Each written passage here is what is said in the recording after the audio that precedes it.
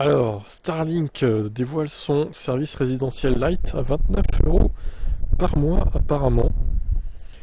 Idéal pour une faible utilisation et pour les plus petits foyers. Données dépriorisées illimitées, voire tous les forfaits. Donc t'as toujours le forfait à 40 balles. Par contre là ça s'aligne un peu avec les forfaits internet quoi, hein. En plus c'est données illimitées quoi. En vrai c'est pas mal, hein. 29 €. Mais qu'est-ce que ça change par rapport à résidentiel normal alors du coup? Alors attendez, qu'est-ce que le forfait résidentiel Lite? Bah lisons, hein. C'est un forfait plus abordable pour une utilisation personnelle ou domestique, un emplacement terrestre fixe dans certaines zones. Les utilisateurs disposeront d'une quantité illimitée de données dépriorisées chaque mois, sans contrat à long terme. Ce forfait sera dépriorisé par rapport au service résidentiel pendant les heures de pointe. Le service résidentiel Lite peut offrir des vitesses plus lentes.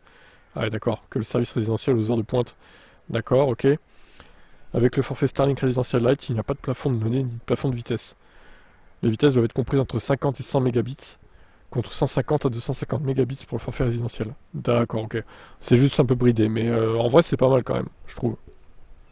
Le service résidentiel est disponible dans tout le pays, mais le service résidentiel Lite est uniquement disponible comme indiqué sur... Alors ça c'est une carte des États-Unis, hein, mais en France c'est partout pareil, hein. Du coup c'est... voilà.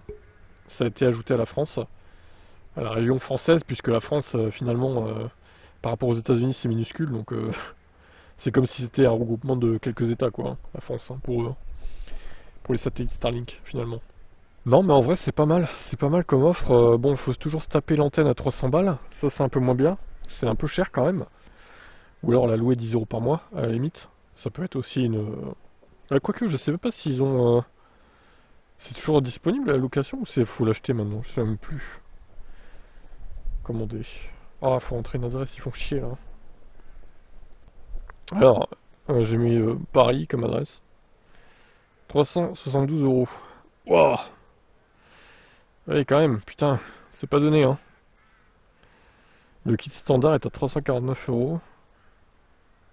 Ouais, donc, ok.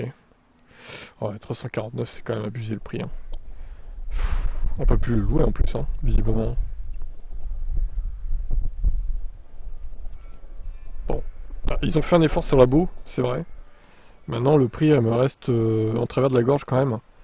Alors, il y aura peut-être des promos, hein, j'en sais rien, mais c'est comme en 2022, je crois qu'il y a eu des promos, ou 2023, je me rappelle plus. En 2023, je crois qu'il y a eu des promos, du coup. Peut-être qu'il y en aura d'autres, hein, sur le prix de l'antenne à 50%, je sais pas. Mais ne serait-ce que 200 € déjà, ça serait plus raisonnable, parce que là, 349, faut vraiment avoir la nécessité d'acheter ça, parce qu'il faut pas avoir d'autres solutions, quoi, parce que c'est pas très compétitif par rapport aux offres fibres, etc., hein, quand tu réfléchis, hein. Bon, bref, après... l'offre reste pas mal, 29 € par mois, ça reste pas mal quand même. Juste le prix de l'antenne est un peu abusé selon moi. Vous en pensez quoi cette nouvelle offre résidentielle Lite du coup?